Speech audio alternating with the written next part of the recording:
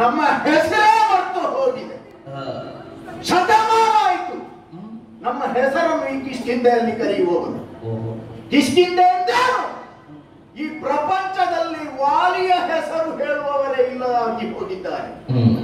ಕೆಲವು ಕಡೆಗಳಲ್ಲಿ ವಾ ಮತ್ತು ಲಾ ಅವರ ಅಕ್ಷರಮಾಲೆಯಲ್ಲೇ ಇಲ್ಲ. ಅಷ್ಟೊಂದು ಹೆದರಿಕೆ, ಅಷ್ಟೊಂದು ಭೀತಿ. ಆದರೆ ಈ ಕಾಲದಲ್ಲಿ ಕರ್ಣ ಕರ್ಕಶವಾಗಿ ಕರೆದಿದ್ದಾನೆ ಅವನೇ. ಅದೊಂದು ಹರಕೆಗೆ ಬಿಟ್ಟ ಕುರಿಯ ಹಾಗೆ ಅದಕ್ಕೊಂದು ಪೂರ್ಣ ಸ್ವಾತಂತ್ರ್ಯ ಕೊಟ್ಟಿರ್ತೇವೆ. ಅದು ಏನು ಬೇಕಾದ್ರೂ ಮಾಡಬಹುದು ನಿಮ್ಮ ಅಂಗಳದಲ್ಲಿ. ಎಲ್ಲಿಯವರೆಗೆ? ಅದನ್ನು ಕೊಲ್ಲುವವರೆಗೆ, ಬಲಿ ಕೊಡುವವರೆಗೆ. ಇವನು ಹಾಗೆ ಸುಗ್ರೀವ. ಇಲ್ಲದೆ ಹೋದರೆ ಅಗಣಿತ ಪರಾಕ್ರಮಿವಾದಿ, ಲೋಕಮಾನ್ಯರಾದವನು. ಯಾಕೆ ಅಗಣಿತ?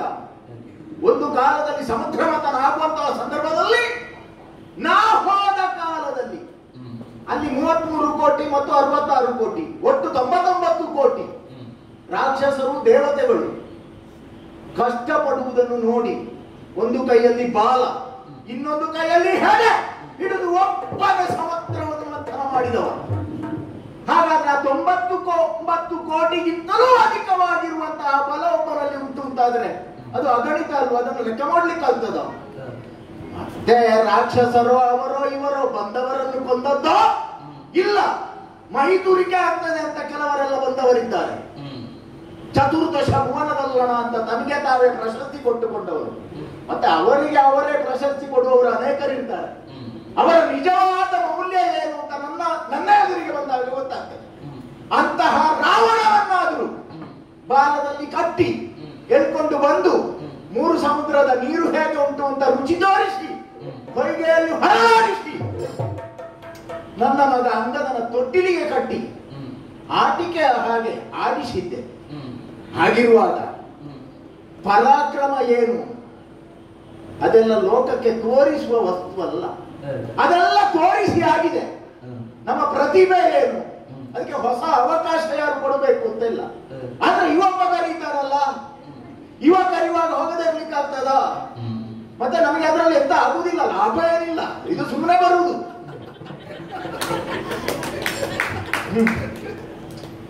ಒಟ್ಟು ಹೋಗಬೇಕು, 4 ಬಡಿಬೇಕು, ಅಷ್ಟೇ ಇರುವುದು. ಹಾಗಾಗಿ ಏನು ಇದಕ್ಕೆಲ್ಲ ಹೊಸತ್ತು ಏನು ಬೇಡ, ಹೊಸ ಸಲಕರಣೆಗಳು ಬೇಡ, ಏನು ಸೌಲಭ್ಯ ಬೇಡ ಇಲ್ಲಿಗೆ ಹೋಗುವುದಕ್ಕೆ. ಹಾಗಾಗಿ ಅವನ ಎದುರು ಈ ಬಂಡೆಯಲ್ಲಿ ಕುಳಿತವ ಒಂದೇ ನೆಗೆತ ಸಾಕು. ಬಂದು ನೋಡಿದ್ರೆ ಯಾರು ಯಾರು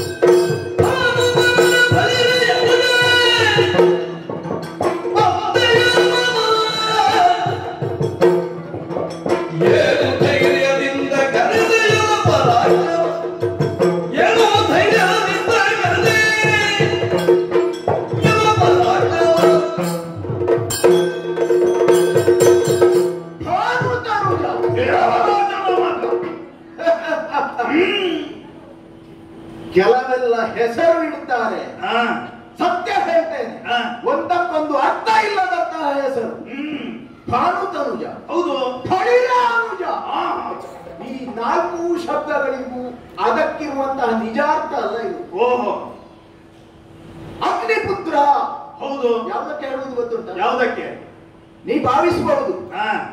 ಉರಿಯುವಂತಹ ಅಗ್ನಿಗೆ ಹುಟ್ಟಿಕೊಳ್ಳುವುದು ಯಾವುದು?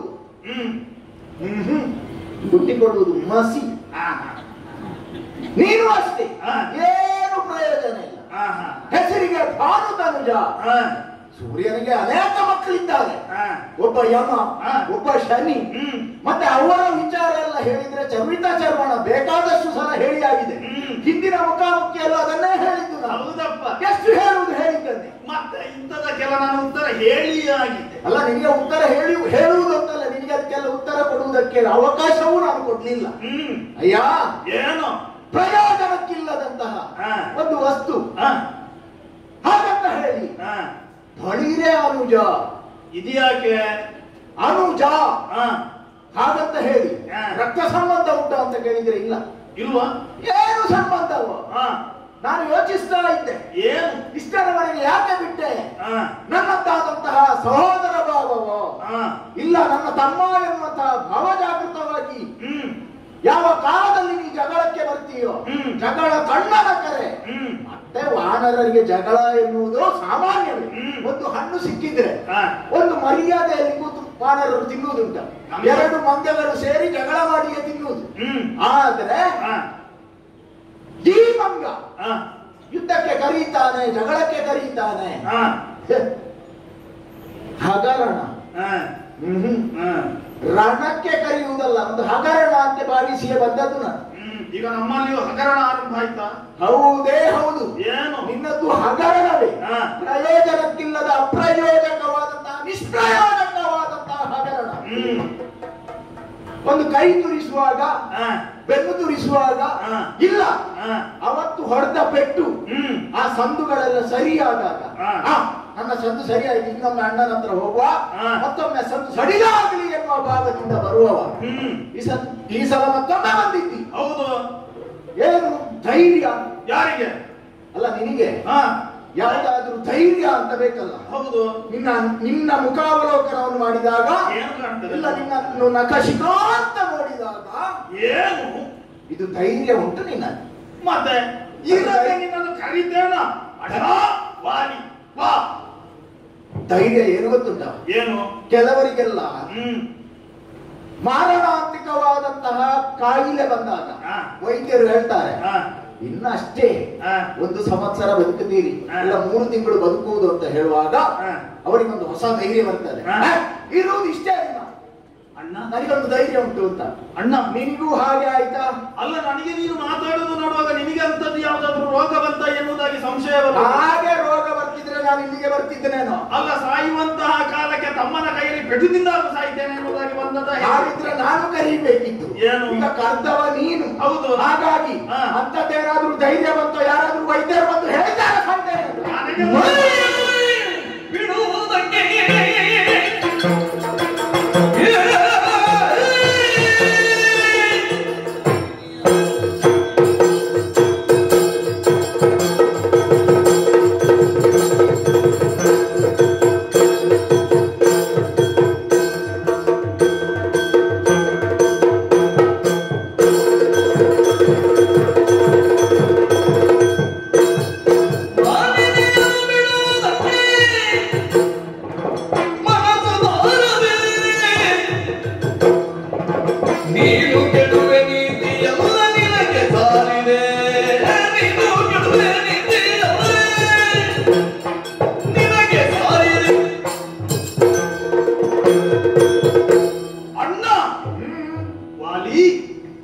ನೀನು ಒಂದ ವಾಲಿ ಅಂತ ಕರೀಬೇಕು, ಇಲ್ಲ ಅಣ್ಣ ಅಂತ ಕರೀಬೇಕು. ಎರಡರಿಂದ ಒಂದು ನಿರ್ಣಯ ಆಗಬೇಕು. ನೀನು ನನಗೆ ಅಣ್ಣ ಹೌದು ಅಲ್ವೋ, ನೀನು ವಾಲಿ ಹೌದು ಅಲ್ವೋ? ನಿನಗೆ ಒಂದು ಅಣ್ಣ ಅಂತ ಕರೀಲಿಕ್ಕೆ ಅದು ಸಂಕಟ. ಆಯ್ತಪ್ಪ, ನೀನೇ ಆಡಿದ್ದಿ. ಹಿಂದೆ ಇಂತಹ ಅನೇಕ ಪ್ರಸಂಗಗಳು ಬಂದಿದೆ, ನಮ್ಮೊಡನೆ ಸಂಭಾಷಣೆಗಳು ಆಗಿದೆ. ಒಂದೇ ಕಡೆ ನೀನಿದೇ ಆವೇಶದಲ್ಲಿ ಬರುವುದು, ಸುಗ್ರೀವ ಆವೇಶದಿಂದ ನಾನು ಬರುವುದು, ಹೌದಪ್ಪ, ನಿನ್ನೊಡನೆ ಯುದ್ಧ ಮಾಡುವುದು. ಅಣ್ಣ, ಯಾವಾಗ್ಲೂ ಹಾಗೆ ಆಗ್ಬೇಕು ಅಂತ ಹೇಳಿ ಉಂಟು ಅಣ್ಣ? ಮತ್ತೆ ಹೇಗೆ ಆಗಬೇಕು ಅಂತ ನಿನಗುಂಟು? ಇವತ್ತು ನೀನು ವಾಲಿಯ ಆವೇಶದಿಂದ ಬಂದಿದ್ದಿ. ಬಂದಂತಹ ನಿನ್ನ ಎದುರಿಗೆ ಕಾಣುತ್ತಿರುವಂತಹ ವೃಕ್ಷವನ್ನು ಕಿತ್ತು ಎದುರಿಗೆ ಅಡ್ಡ ಹಾಕಿದ್ದೆ. ಒಂದು ನಿಯಮ ಉಂಟು. ಏನು? ಮಾತಲ್ಲಿ ಇದು ಮುಂದುವರಿಬೇಕು. ಇದನ್ನು ದಾಟಿ ನೀನು ಮುಂದೆ ಬರಬಾರದು. ನಾನಂತೂ ಬರುವುದಿಲ್ಲ. ಸುಗ್ರೀವ ಬಹಳ ಉಪಕಾರ ಮಾಡಿದ್ದಿ. ಯಾಕೆ? ನೀನು ನನ್ನ ಪೆಟ್ಟು ತಿಂದು ಸತ್ತ ಮೇಲೆ ನಿನ್ನನ್ನು ಸುಡ್ಲಿಕ್ಕೆ ಒಂದು ಏನಾದರೂ ವ್ಯವಸ್ಥೆ ಮಾಡಬೇಕು. ಮರವನ್ನು ನೀನೇ ಕಿತ್ತಿಟ್ಟಿದ್ದಿ, ಅದರಲ್ಲೇ ಸುಡ್ತಾ ಇರು, ಬೇಸರ ಮಾಡಬೇಡ. ಅದಕ್ಕೆ ನಾನು ಮಾವಿನ ಮರವನ್ನು ಕಿತ್ತು ಹಾಕಲಿಲ್ಲ. ಮತ್ತೆ ಅದಕ್ಕೆ ಹೇಳುದು ಅಲ್ಲ, ನಿನಗೆ ಮಾವಿನ ಮರವ, ಹಲಸಿನ ಮರವ, ಗಂಧದ ಮರವ ಅಂತಲ್ಲ, ನಿನಗೆ ಯಾವ ಮರ ಆದ್ರೂ ಆದೀತು. ಅಣ್ಣ ಸುಡ್ತಿ ಅಂತ ಹೇಳಿ ನನಗೆ ನಿಶ್ಚಯ ಆಯ್ತು. ಅದನ್ನಾರುವಾಗ ನೀನು ಹೇಳ್ತಿ ಅಗ್ನಿಪುತ್ರ ಅಂತ ಹೇಳಿದ್ರೆ ಏನು ಮಸಿ. ಒಂದು ಹೇಳ್ತೇನೆ, ಇದೇ ಪ್ರಸಂಗದಲ್ಲಿ ನೀನು ಹೀಗೆ ಮುಂದುವರಿದ್ರೆ ಎಲ್ಲಿಯಾದರೂ ಕೂಡ ಲೋಕಮುಖಕ್ಕೆ ನನ್ನ ಅಣ್ಣ ಹೀಗೆ ಎನ್ನುವುದಾಗಿ ನಾನು ತೋರಿಸಿದ್ರೆ, ಲೋಕಮುಖಕ್ಕೆ ಈಗ ಗೊತ್ತುಂಟು, ಮಸಿ ಮಸಿ ನೀನು ಬಳಿದುಕೊಂಡಾಗೆ ಆಗ್ತದೆ. ಯಾಕೆ? ಇಲ್ಲದಿದ್ದರೆ ಹೀಗೆ ಮತ್ತು ಬರುವುದಕ್ಕೆ ಕಾರಣ ಏನು ಅನ್ನುವಂತಹ ಮಾತನ್ನು ಕೇಳಿದ್ಯಲ್ವ? ನಿನಗೆ ಗೊತ್ತಿಲ್ಲದೆ ನೀನು ಕೇಳುದ ಏನು? ನನ್ನ ಮೈಯ ತುರಿಕೆ ಹೆಚ್ಚಾಗಿ ನನ್ನ ಮೈಯ ತುರಿಕೆಗೆ ವಾಲಿಯ ಪ್ರಹಾರವೇ ಒಂದು ಮದ್ದು ಎನ್ನುವುದಾಗಿ ನಾನು ಬಂದದ್ದಣ್ಣ. ಮತ್ತೆ ನನ್ನಲ್ಲಿ ಧೈರ್ಯ ಬರುವುದಕ್ಕೆ ಕಾರಣವಾದದ್ದು ನಿನ್ನಲ್ಲಿ ಉಂಟು, ಅದಕ್ಕೆ ಬರುವುದು. ನನ್ನಲ್ಲಿ ಉಂಟ? ಮತ್ತೆಂತದ್ದು? ಎಂತ ಉಂಟಾ? ಒಂದು ವಿಷಯ, ಈಗ ನಾವು ಆ ಸ್ಥಿತಿಯಲ್ಲಿ ಮಾತಾಡುತ್ತೇವೆ. ಮತ್ತೆ ವಾಲಿ ಸುಗ್ರೀವ ಕಾಳಗಲ್ಲ ಇವ. ವಾಲಿ ಸುಗ್ರೀವ ಸಂವಾದ. ನಿನಗೆ ವಾಲಿ ಸುಗ್ರೀವರ ಕಾಳಗ ಅಂತ ಯಾರು ಹೇಳಿದ್ದು ಅಲ್ವಾ? ನಿನಗೆ ಬೇಕಾದ್ರೆ ನಿನ್ನ ಅಂತರಂಗವನ್ನು ತೋಡಿಕೊಡ್ಲಿಕ್ಕೆ ವೇದಿಕೆ ಅಂತ ಇಟ್ಟುಕೊಂಡು ಆಯ್ತಪ್ಪ. ಸುಗ್ರೀವ ಅಂತರಂಗ. ಅಣ್ಣ ಏನು? ನನಗೆ ನಿನ್ನ ಮೇಲೆ ಅಣ್ಣ ಅಂತೇಳಿ ಪ್ರೀತಿ ಇಲ್ವಾ? ನನ್ನ ಮನಸ್ಸಿನಲ್ಲಿ ನೀನು ಅಣ್ಣ ಎನ್ನುವಂತಹ ಪ್ರೀತಿ ಇಲ್ವಾ? ನನ್ನ ಎದೆಗೆ ಬೆರಳು ಹಾಕಿ ತುರಿಸಬೇಡ. ನನಗೆ ಗೊತ್ತಿಲ್ವಾ ನೀನು ಇಲ್ಲಿ ಲಾಭದ ಉದ್ದೇಶದಿಂದ ಬರುವುದಲ್ಲ ಅಂತ ನನಗೆ ಗೊತ್ತಿಲ್ವಾ? ನಿನಗೆ ಲಾಭ ಅಂತಿಲ್ಲ, ನನಗೆ ನಷ್ಟ ಅಂತೇಳಿ ನಿನಗೆ ಗೊತ್ತಿಲ್ವಾ? ನಿನಗೆ ಎಂತದ ನಷ್ಟ? ನಾನು ಇಲ್ಲಿ ಬಂದು ನಾನು ಕಳ್ಕೊಳ್ಳುವುದೇ ಅಲ್ವಾ? ಹೌದಪ್ಪ, ನಿನಗೆ 4 ಪೆಟ್ಟು ತಿಂದು ನೋವಾಗುವುದು, ಅದರ ಬಗ್ಗೆ ನನಗೆ ವಿಷಾದ ಉಂಟು. ಇಷ್ಟು ಆಗಿಯೂ ಕೂಡ ಪ್ರತಿ ವರ್ಷ ಕೂಡ ಇದೇ ಪ್ರಸಂಗ ಮಾಡ. ನಿನಗೆ ಬೇರೆ ಪ್ರಸಂಗ ಮಾಡಬೇಕು ಅಂತ ಹೇಳು. ಈಗ ನಮ್ಮೊಳಗಿರುವಂತಹ ನೀನು ಅದನ್ನು ಬೇಕಿದ್ರೆ ಹಗರಣ ಅಂತ ಹೇಳು, ನಾನು ಅದನ್ನು ಹೇಳುವುದು ಒಂದು ರೀತಿಯಾದಂತಹ ಮನಸ್ತಾಪಕ್ಕೆ ಕಾರಣವಾದದ್ದು ಏನು? ಏನು? ಹೆಂಡತಿಯ ವಿಷಯವೂ ಅಣ್ಣ, ಒಂದು ಹೆಣ್ಣಿನ ವಿಷಯ. ಯಾರ ಹೆಂಡತಿ? ನನ್ನದು. ಮತ್ತೆ ನನ್ನ ಹೆಂಡತಿ ಅಲ್ಲ. ಏನಾಯ್ತು ನಿನ್ನ ಹೆಂಡತಿಗೆ? ಈಗ ಆಯ್ತಪ್ಪ, ಈಗ ಹೆಣ್ಣಿನ ವಿಷಯ ಬಿಡುವ ಅಣ್ಣ. ಕೆಲವೊಂದು ಸಾರಿ ಆ ಸಿಂಹಾವಲೋಕನ ಅಂತ ಹೇಳಿ ಉಂಟು. ಹೌದೌದು. ನಾನು ಸಿಂಹ ಅಂತ ಹೇಳುದಲ್ಲ, ನೀನು ಸಿಂಹ. ಸರಿ. ದಾರಿಯಲ್ಲಿ ಹೋಗುತ್ತಿರುವಂತಹ ಸಂದರ್ಭದಲ್ಲಿ, ರಾಜಗಾಂಭೀರ್ಯದಿಂದ ಹೆಜ್ಜೆ ಹಿಡಿಯುತ್ತಿರುವಂತಹ ಸಂದರ್ಭದಲ್ಲಿ ಒಮ್ಮೆ ತಿರುಗಿ ನೋಡ್ತದೆ. ಹೌದಪ್ಪ. ನನ್ನ ಹಿಂದೆ ಏನಾಗಿದೆ ಅಂತ, ನಿನಗೆ ಏನಾಗಿದೆ ಅಂತ ಹೇಳಿದ್ರೆ ಅಣ್ಣ, ನಿನಗೆ ಮೌಖ್ಯ ಬಂದಿದೆ ಅಂತ ಹೇಳಿ ನಾನು ಹೇಳುವುದಿಲ್ಲ, ಹಾಗಾದ್ರೆ ಬಂದದ್ದು ಸತ್ಯ. ಏನು ಬಂದಿದೆ? ನಿನಗೆ ನನ್ನ ಮೇಲೆ ಇರುವಂತಹ ದ್ವೇಷ ಭಾವ ಬಿಟ್ರೆ ಹಿಂದೆ ನಾವು ಹೇಗಿದ್ದೆವು, ಹೆಣ್ಣನ್ನು ಬಿಡು, ನನಗೆ ಎಷ್ಟೆಲ್ಲ ಭಾಗ್ಯಗಳನ್ನು ನೀನು ದಯಪಾಲಿಸಿದ್ದಿ. ಏನು ಮಾಡುವುದು? ಭಾಗ್ಯ ಕೊಡುವಾಗ ಬೇಕು ಬೇಕು ಅಂತ ಹೇಳ್ತೀರಿ, ಎಲ್ಲ ಕೊಟ್ಟ ಮೇಲೆ ಬೈತೀರಿ. ಅಲ್ಲ, ಸಮಸ್ಯೆ ಆಗುದು ಏನು ಬಲ್ಲ, ನೀವು ಭಾಗ್ಯಗಳನ್ನೆಲ್ಲವನ್ನು ಕೂಡ ಕೊಡ್ತೀರಿ, ನಾವೆನಿಸಿಕೊಳ್ಳುವುದೇನು? ಏನು? ಇದು ನಮಗೆ ಜೀವನ ಪರ್ಯಂತರವಾಗಿ ನಾವು ಈ ಭಾಗ್ಯವನ್ನು ಅನುಭವಿಸ್ತೇವೆ ಎನ್ನುವುದು. ಪಕ್ಕನೆ ಬರುತ್ತಿರುವಂತಹ ಭಾಗ್ಯವನ್ನು ನೀವು ಕಿತ್ತುಕೊಳ್ಳುವಾಗ ನಮಗೆ ಬೇಸರ ಆಗುವುದು.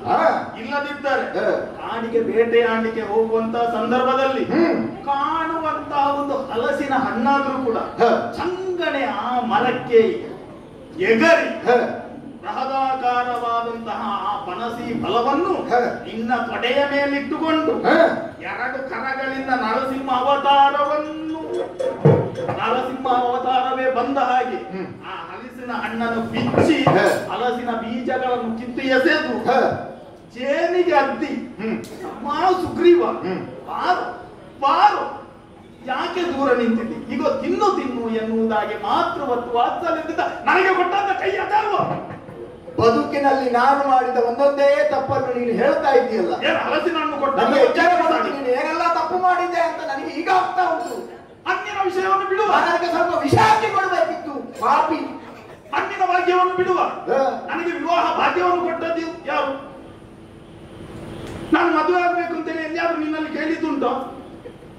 ನೀನಲ್ವ ನನಗೆ ಮದುವೆ ಮಾಡಿಕೊಟ್ಟದ್ದು.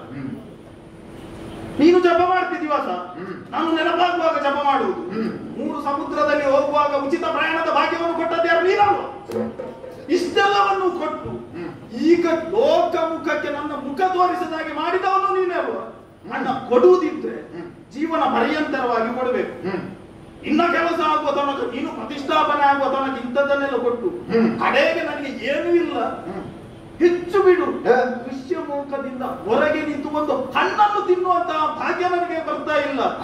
ಮಾಲಿನ್ಯನ್ನು ಕೊಡುವುದಕ್ಕೆ ಇಷ್ಟು ಪೆಟ್ಟು ಕೊಟ್ಟ ಮೇಲೆ ಕೂಡ ನಿನಗೆ ಮನಸ್ಸು ಬರುವುದಿಲ್ವಾ? ಇದು ಒಂದು ಭಾವ ಅಣ್ಣ. ಈಗಲೂ ಕೂಡ ಅಣ್ಣ ಎನ್ನುವಂತಹ ಒಂದು ವಿಶೇಷವಾದಂತಹ ಮಮತೆಯಿಂದಲೇ ನಿನ್ನಲ್ಲಿ ಸುಗ್ರೀವನಾಗಿ ಕೇಳುವಂತದ್ದು. ಆದದೆಲ್ಲವನ್ನು ಕೂಡ ಮರೆತು ಬಿಡುವಣ್ಣ. ಕೆಲವೊಂದು ಸಾರಿ ನಾವು ಏನು ಮಾಡಬೇಕು, ಅಡಗಿಕೊಳ್ಳುವುದಕ್ಕೆ ನಾವು ದಾರಿಯನ್ನು ನೋಡಬೇಕು. ಇನ್ನೊಂದು ಸಾರಿ ಗೆಲ್ಲುವುದಕ್ಕೆ ನಾವು ದಾರಿಯನ್ನು ನೋಡಬೇಕು. ಅಣ್ಣ, ಪ್ರೀತಿಯಿಂದ ಈ ಪ್ರಸಂಗದಲ್ಲಿ ನೀನು ಗೆಲ್ಲಬಹುದು, ನಾನು ಸೋಲುವುದಕ್ಕೆ ಆಗುದಿಲ್ಲ. ಒಂದು ಮನಸ್ಸು ಮಾಡಿ ಮಾಲಿನಿಯನ್ನು ಕೊಟ್ರೆ ಸುಗ್ರೀವ ಕಾಳಗ ಎನ್ನುವಂತಹದ್ದು ಅಂತ್ಯವಾಗಿ ಮತ್ತೊಮ್ಮೆ ಆದರ್ಶ ಅಣ್ಣ ತಮ್ಮಂದಿರು ಎನ್ನುವಂತಹ ಭಾವ ನಮ್ಮೊಳಗೆ ಮೂಡಿ ಲೋಕಮುಖಕ್ಕೆ ಅಣ್ಣ ತಮ್ಮಂದಿರು ಹೇಗಿರಬೇಕು ಆಗ ನಮ್ಗೆ ಇಷ್ಟು ಸ್ವರ ಏರಿಸಿ ಕೂಡ ಮಾತಾಡ್ಬೇಕು ಅಂತ ಹೇಳಿಲ್ಲ. ಹೌದಪ್ಪ. ಹಾಗಾಗಿ ಅಣ್ಣ ಮಾಲಿನ್ಯನ್ನು ಕೊಡುವುದಕ್ಕೆ ಒಂದು ಮನಸ್ಸು ಮಾಡಬೇಕು. ಮಾಡದಿದ್ರೆ ಮಾಲಿನ್ಯನ್ನು ಕೊಡುವುದಕ್ಕೆ ಮನಸ್ಸು ಮಾಡಬೇಕು. ಮಾಡದಿದ್ರೆ ಪ್ರಶ್ನೆ ಇಲ್ಲ. ಏನು ಕೇಳಿದ್ದಿ? ಏನು ಬೇಕು ನಿನಗೆ? ಹೆಂಡತಿ ಬೇಕು. ಸಾತಿ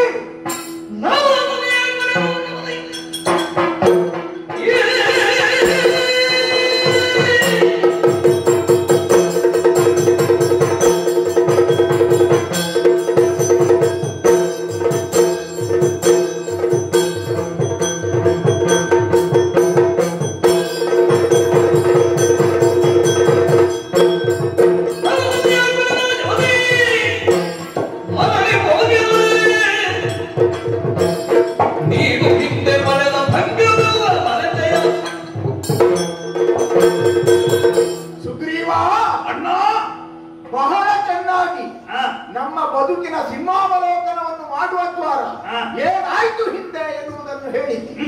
ಒಳ್ಳೇದಾಯ್ತು ನೆನಪಿಸಿದ್ದು. ಒಳ್ಳೇದಾಗಬೇಕು ಹೇಳಿದ್ರೆ ನೀನು ಬದಲಾಗಬೇಕು. ಹೌದಪ್ಪ, ನಾನು ಬದಲಾಗಬೇಕು ಎನ್ನುವ ಎಚ್ಚರಿಕೆ ಕೊಟ್ಟೆ ನೋಡು. ನಾನು ಇಷ್ಟರವರೆಗೆ ಅದನ್ನೆಲ್ಲ ಮರ್ತಿದ್ದೆ. ಈಗ ನೀನು ನೆನಪು ಮಾಡಿದ್ದು ಒಳ್ಳೇದಾಯ್ತು. ಹೇಳಿದ್ಯಲ್ಲ, ಹಣ್ಣನ್ನಾದ್ರೂ ಬಗೆದು ನಿನಗೆ ಕೊಡ್ತಾ ಇದ್ದೆ. ನಾನಾಗ ಪ್ರಹ್ಲಾದನಾಗೆ ನಿನ್ನೆದುರಿಗೆ ಎರಡು ಕೈಯನ್ನು ಚಾಚಿ ಆ ದೃಶ್ಯವನ್ನು ನೆನಪಿಸಿಕೊಳ್ಳ. ಹೌದಪ್ಪ, ನಿಮ್ಮಂತಹವರಿಗೆಲ್ಲ ನಾ ಕಷ್ಟಪಟ್ಟು ಸಿಹಿ ಕೊಟ್ಟೆ. ನಾ ಕೊಟ್ಟ ಸಿಹಿಗೆ ನೀವು ಕೊಟ್ಟ ಪ್ರತಿಫಲ ಏನು? ನೀನು ಆಡಿದ್ಯಲ್ಲ, ಅದಕ್ಕೆ ಆಡಿದ್ದು. ನಮ್ಮ ವಿವಾದ ಇರುವುದು ಸತಿಯಲ್ಲಿ. ಹೌದು, ನಾನು ಕೊಡೆನು ಸತಿಯ ಜವದಿ ಅಂತ ಯಾಕೆ ಉತ್ತರ ಬಂದದ್ದು ಗೊತ್ತುಂಟಾ? ನಮ್ಮ ಮಧ್ಯೆ ಇರುವಂತಹ ಯಾವ ವ್ಯಾಜ್ಯ ಉಂಟೋ ಅದು ಸತಿಯ ವ್ಯಾಜ್ಯ. ಹೌದು, ಒಮ್ಮೆ ಯೋಚನೆ ಮಾಡು. ಯೋಚನೆ ಮಾಡಿದ್ರೆ ಮಾಯಾವಿ ಪ್ರಕರಣ. ಹೌದು, ಬಂದಂತಹ ಮಾಯಾವಿಯನ್ನು ತುಡುಕಾಡುತ್ತಾ ಅವರನ್ನು ಕೊಲ್ತೇನೆ ಅಂತ ಓಡಿಸಿಕೊಂಡು ಹೋದಂತಹ ಸಂದರ್ಭದಲ್ಲಿ ಅಣ್ಣ ನಿನ್ನನ್ನು ಬಿಟ್ಟು ಅರೆಗಳಿಗೆ ಕೂಡ ಸೈರಿಸಲಾರೆ, ನಿನ್ನನ್ನು ಅನುಸರಿಸಿಕೊಂಡು ಬರ್ತೇನೆ ಎನ್ನುವುದಾಗಿ ಅಭಿನವ ಸುಗ್ರೀವ ಆಡಿತು ನಿನ್ನ ಬಳಿಯಲ್ಲಿ. ಹೌದಪ್ಪ, ಅದು ಅಭಿನವ ಅಲ್ಲ, ಅದು ಅಭಿನಯ ಅಂತ ನನಗೆ ಆಮೇಲೆ ಗೊತ್ತಾದದ್ದು. ಬಂದಂತಹ ನಿಮ್ಮನ್ನು ಬೇಡ ತಮ್ಮ, ನೀ ಕಷ್ಟಪಡುವುದು ಬೇಡ. ಕಿಷ್ಕಿಂಧ ಸಾಮ್ರಾಜ್ಯದ ಇಲ್ಲ ವಾನರಾಭ್ಯುದಯಕ್ಕೆ ಟೊಂಕ ಕಟ್ಟಿ ನಿಂತದ್ದ ನಿನ್ನ ಅಣ್ಣ ಇದ್ದಾನೆ. ನೀ ಗಿರದ್ವಾರದಲ್ಲೇ ಇರು, ಕೆಳಗೆ ಹೋಗಿ ಕೊಂದು ಬರ್ತೇನೆ ಅಂತ ಹೋದೆ. ಹೌದು, ಹೋಗಿ ಮರಳಿ ಬರುವಾಗ ನೀ ಏನು ಮಾಡಿದೆ? ಏನು ಮಾಡಿದ್ದೇನೆ? ಹೌದಪ್ಪ, ಸತ್ಯ ಹೇಳ್ತೇನೆ ಸುಗ್ರೀವ, ಸತ್ಯವನ್ನೇ ನಾನು ಕೂಡ ಉತ್ತರವನ್ನು ಕೊಡ್ತೇನೆ. ಅಣ್ಣ, ನೀ ಯುವರಾಜ. ಹೌದು, ಹೋಗಿ ನಮ್ಮದಾದಂತಹ ವಾನರ ಸಾಮ್ರಾಜ್ಯದ ಸಿಂಹಾಸನದಲ್ಲಿ ಕೂರು, ಕುಳಿತಾಡಂತ ಮಾಡು. ನಾ ಪ್ರಶ್ನಿಸ್ತಿರ್ಲಿಲ್ಲ. ಮತ್ತೆ ನೀ ಏನೇ ಬದಲಾವಣೆಯನ್ನು ನಿನ್ನ ಮಂತ್ರಿಮಂಡಲದಲ್ಲಿ ಮಾಡು, ನಾನು ಯಾವುದೇ ರೀತಿಯ ಪ್ರಶ್ನೆಯನ್ನು ಮಾಡ್ತಿರ್ಲಿಲ್ಲ. ಆದ್ರೆ ನೀ ಮಾಡಿದ್ದೇನು? ಆಗ ಆಡಿದ್ಯಲ್ಲ, ನನಗೆ ಮದುವೆ ಮಾಡಿದ್ದಿ ಯಾರನ್ನ? ನೀನು. ಹೌದು, ಇದ್ರು ಸಮ. ಹಾಗೆಲ್ಲ ಆಡಿದಂತಹ ಸುಗ್ರೀವ ಪಿತೃ ಸಮ ನೆನೆಸಿದಂತಹವನ ಪತ್ನಿ ಮಾತೃ ಸಮ ಅಂತ ನಿನಗೆ ನಿನ್ನ ಬುದ್ಧಿಗೆ ಹೋಗಲಿಲ್ವಾ? ಏನು ಮತಿ ವೈಕಲ್ಯ ಬಂತ? ಕಿಷ್ಕಿಂಧೆಯ ಕಿರೀಟವನ್ನು ಹಾಕುವಾಗ ಬಲದ ಮೈಯಲ್ಲಿ ಒಬ್ಳು, ಎಡದ ಮೈಯಲ್ಲಿ ಬದಿಯಲ್ಲಿ ಒಬ್ಳನ್ನು ಕೂರಿಸಿಕೊಂಡು ನಿನ್ನದೇನು ಅದನ್ನು ಸಹಿಸದೆ ನಿನಗೆ ಈಗ ಕೊಟ್ಟಂತಹ ಶಿಕ್ಷೆ ಹಾ. ಒಂದು ಹಾ. ಅಷ್ಟು ಮಾತ್ರ ಅಲ್ಲ, ಹಾ. ನೀ ಮರಳಿ ಬಂದು ಹಾ. ವಾಲಿ ಸತ್ತ ಹಾ. ಅಂತ ಹೇಳಿದ್ಯಂತೆ. ಹಾಗೆ ಹೇಳಿದ್ದ ನಾನು. ಹಾಗೆ ಹೇಳಿ ಹಾ. ಹಾ ಹಾ. ಉತ್ತರ ಕ್ರಿಯೆ ಮಾಡಿದ್ದಿ. ಹಾ. ಉತ್ತರ ಕ್ರಿಯೆಯಲ್ಲಿ ಕುಂಬಳಕಾಯಿ ಪದಾರ್ಥದಲ್ಲಿ ಚಂದ ಊಟ ಮಾಡಿದ್ದಿ. ಹೌದು, ಅಂತಹ ನೀನು ಅವತ್ತು ಮಾಡ್ಬೇಕು ಅಂತ ಹೇಳಿ ಜಾಂಬವಂತರಿಗೆ ಹೇಳಿ. ಹೌದಪ್ಪ, ನೀನು ಜಾಂಬವಂತರಿಗೋ ಇನ್ನೊಬ್ಬರಿಗೋ ಯಾರಿಗೋ ಹೇಳಬೇಡ. ಅದೆಲ್ಲ ಬಹಳ ನುಣುಚಿಕೊಳ್ಳುವ ಯತ್ನ ಅದು. ಅದು ಒಳ್ಳೆ ತಂತ್ರ. ಅವರು ಹೇಳಿದ್ರು, ಇವರು ಹೇಳಿದ್ರು, ನನಗೆ ಹಾಗೆ ಮನಸ್ಸು ಇರಲಿಲ್ಲ. ಹಾ. ಅಂತದ್ದೆಲ್ಲ ಮಾಡಿ ಅದೇ ದೊಡ್ಡ ಅಪರಾಧ. ಅಣ್ಣ ಸತ್ತಿದ್ದ ನೀನು ನೋಡಿದ್ಯಾ? ನನ್ನ ಕಳೆವರ ನೋಡಿದ್ಯಾ? ಇಲ್ಲಪ್ಪ. ಮತ್ತೆ ಹೇಗೆ ವಾಲಿ ಸತ್ತ ಅಂತ ನೀನು ಘೋಷಣೆ ಮಾಡಿ? ಅಣ್ಣಯ್ಯ, ಹಾ? ನಿನಗೆ ಆ ಪ್ರಸಂಗದ ಅರಿವೇ ಇಲ್ಲ. ಹೌದಪ್ಪ. ಅದಕ್ಕೆ ಹೇಳಿದ್ದು ಏನು? ನಾನು. ಅದಕ್ಕೆ ಈ ಮರವನ್ನು ಇಟ್ಟದ್ದು. ಏನು ಮರ? ಇಲ್ಲದಿದ್ರೆ ಇಷ್ಟೊತ್ತಿಗೆ ನಮ್ಮದು ಯುದ್ಧ ಆರಂಭ ಆಗ್ತಿರ್ಲಿಲ್ವಾ? ಏನು? ಅದಕ್ಕೆ ಹೇಳುವುದು, ಹಾ. ಕೋಪದ ಕೈಗೆ ಬುದ್ಧಿಯನ್ನು ಕೊಡಬಾರ್ದು. ಕೋಪ ಅಲ್ವಾ ಸರಿಯಾದ ವಿಚಾರ ಇದು. ಸ್ವರವನ್ನು ಏರಿಸಿ ಮಾತಾಡಬಾರದು. ಹಾ. ತಮ್ಮ ಬರುವಂತಹ ಕಾಲದಲ್ಲಿ ಎಷ್ಟೇ ಕೋಪಗಳಿದ್ರು ಕೂಡ ಹ್ಮ್. ಮಧುರ ವಚನ. ಈಗ ನನ್ನ ನೀನು ಮಾಡಿದ ಅನಿಷ್ಟ ಪಿಂಡ ನಿಮಗೆ ಮೊದಲು ಹೊಡಿಬೇಕಿತ್ತು, ಆಮೇಲೆ ಮಾತಾಡಿಸ್ಬೇಕಿತ್ತು. ಅಣ್ಣ ಹಾ. ಒಂದು ಗಮನಿಸು. ಏನು? ಈಗ ಸ್ವರ ನಿನಗೆ ಮಾತ್ರ ಇರುತ್ತಾ? ನೀನು ಸ್ವರ ಇಳಿಸು ಅಂತ ಯಾರು ಹೇಳಿದ್ರು? ಮಾತಾಡು, ನಿನಗೆ ಆಗುವುದಿದ್ರೆ ಮಾತಾಡು. ಆದ್ರೆ ನೀ ಮಾಡಿದಂತಹ ತಪ್ಪನ್ನು ಒಪ್ಪಿಕೊಂಡಿದ್ಯಾ ನೀನು? ನಾನು ನೀ ಏನು ನನ್ನ ಕಳೆಯವರವನ್ನು ನೋಡದೆ ಹೋಗಿ ಭಾಷಣ ಮಾಡಲಿಲ್ಲ ವಾಲಿ ಸತ್ತಿದ್ದಾನೆ ಅಂತ ಹೇಳಿ. ಅಣ್ಣ ಹಾ. ಸದ್ಯ ಭವಿಷ್ಯದಲ್ಲಿ ಹಾ. ಚಾತುರ್ವಾಕ್ಯ ಪರಿಪಾಲನಾ ಎನ್ನುವಂತಹ ಬಿರುದು ಕೊಡುವುದಿದ್ದರೆ ಹಾ. ಅದು ಕೊಡಬೇಕಾದದ್ದು ನಿನ್ನ ತಮ್ಮನಿಗೆ. ಯಾವುದಕ್ಕೆ? ಗುಹೆಯನ್ನು ಹೋಗುವಾಗ ನಾನು ಏನು ಹೇಳಿದ್ದು? ಏನ್ ಹೇಳಿದ್ದಿ? ಅಣ್ಣ, ನಿನ್ನನ್ನು ಒಬ್ಬನನ್ನ ಕಳಿಸುವುದಕ್ಕೆ ನನಗೆ ಆಗುದಿಲ್ಲ. ಹಾ. ನಿನ್ನನ್ನು ಅನುಸರಿಸಿಕೊಂಡು ನಾನು ಕೂಡ ಬರ್ತೇನೆ ಅನ್ನುವಾಗ ನೀನು ಆಡಿದ್ದೇನು? ಏನು? ರಾಕ್ಷಸರು ಮಾಯಾವಿಗಳು. ಹೌದಪ್ಪ. ಹಾಗಾಗಿ ಗುಹೆಯ ಹೊರಬಾಯಿಯಲ್ಲಿ ನಿಂತು ಹಾ. ಹೇಗೆ ಹೇಗೆ? ಗುಹೆಯ ಹೊರಬಾಯಿಯಲ್ಲಿ ನಿಂತು ಹಾ. ನನ್ನನ್ನು ಕಾಯಬೇಕು ಎನ್ನುವುದಾಗಿ ಹಾ. ಭಾವವನ್ನು ಅನುಸರಿಸುವಂತಹ ತಮ್ಮಂದಿರು ಎಷ್ಟು ಕೂಡ ಸಿಗಬಹುದು. ಹಾ. ನಿನ್ನ ಪದಗಳನ್ನು ಹಾ. ನನ್ನ ಜೀವನದ ವ್ರತ ಎನ್ನುವುದಾಗಿ ಭಾವಿಸಿ ಹಾ. ಸಂವತ್ಸರಗಳ ಕಾಲ ನಿಂತಿದ್ದೇನೆ. ಹಾ. ಎದುರಿಗೆ ಒಂದು ವಿಶಾಲವಾದಂತಹ ಬಂಡೆ. ಹಾ. ಬಂಡೆ ಹೇಳುತ್ತುಂಟು, ಹಾ. ಸುಗ್ರೀವ ಯಾಕೆ ನಿಂತಿದ್ದಿ? ಹಾ. ನನ್ನನ್ನು ಏರು ಏರು ಅಂತೇಳಿ ಹೇಳುತ್ತುಂಟು. ಹಾ. ನನ್ನ ದೃಢವಾದಂತಹ ನಿಷ್ಠೆಯಿಂದ ನಾನು ಮನಸ್ಸಿನಲ್ಲೇ ಯೋಚನೆ ಮಾಡಿದ್ದೆ. ಏನು? ಹೋಗುವಂತಹ ಸಂದರ್ಭದಲ್ಲಿ ಅಣ್ಣ ಹೇಳಿದ್ದೇನು? ಹಾ. ಸುಗ್ರೀವ ನಿಲ್ಲು, ಹಾ.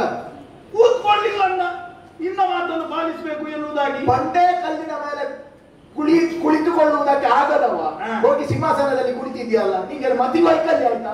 ಅಣ್ಣ ಹಾ. ಮತಿ ವೈಕಲ್ಯ ಹೇಗಣ್ಣ? ಅದೇ. ಈಗ ಕೇಳ್ತಾ ಇದ್ದಿ. ಹಾ. ನನ್ನ ಅದು ಹೇಳಬಾರ್ದು. ಹಾ. ನನ್ನ ಹೆಣವನ್ನು ನೋಡಿದ್ಯಾ ಎನ್ನುವುದಾಗಿ ಹಾ. ಹೇಳ್ತಾ ಇದ್ದಿ. ಹಾ. ಹೊರಬಾಯಿಯಲ್ಲಿ ಕುಳಿತಂತಹ ನನಗೆ ಹಾ. ಕನಗೋರ ಇದೇ ಸ್ವರ, ಹಾ. ಇದೇ ಸ್ವರ ನನಗೆ. ಹಾ. ಸ್ವರವಾದರೂ ಕೂಡ ಹಾ. ಈಗ ನಿನ್ನ ಸ್ವರದಾಗೆ ರಾಕ್ಷಸರ ಸ್ವರ ಇರಬಾರದು ಅಂತ ಹೇಳಿ ಏನಾದ್ರೂ ಉಂಟಾ? ಇಲ್ಲ.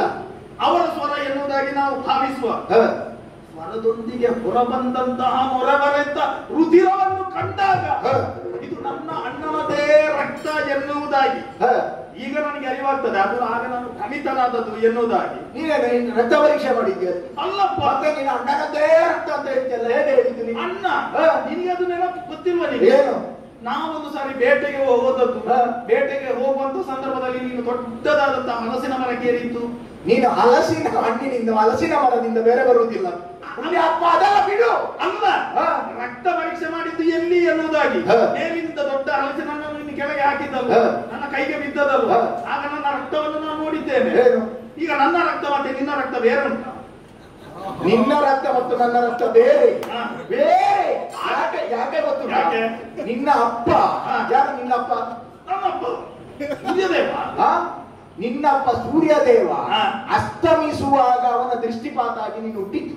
ನೀನು ಕಳಂಕ. ನನ್ನಪ್ಪ ಇಂದ್ರ ಹಾ. ಬ್ರಹ್ಮಸಭೆಗೆ ಹೋಗುವಾಗ ಹಾ. ಆ ಸಂದರ್ಭದಲ್ಲಿ ಅವನ ದೃಷ್ಟಿಪಾತ ಆಗಿ ಹುಟ್ಟಿದ್ದು. ನಿನಗೆ ನಾನು ಈ ವಾನರ ಅಭ್ಯುದಯ ಅಂದ್ರೆ ವಾನರ ಸಾಮ್ರಾಜ್ಯದ ಅಭ್ಯುದಯಕ್ಕೆ ಹುಟ್ಟಿದವ. ನೀನು ಹಾಳು ಮಾಡ್ಲಿಕ್ಕೆ ಅವಕಾಶಕ್ಕೆ ಹುಟ್ಟಿದವ.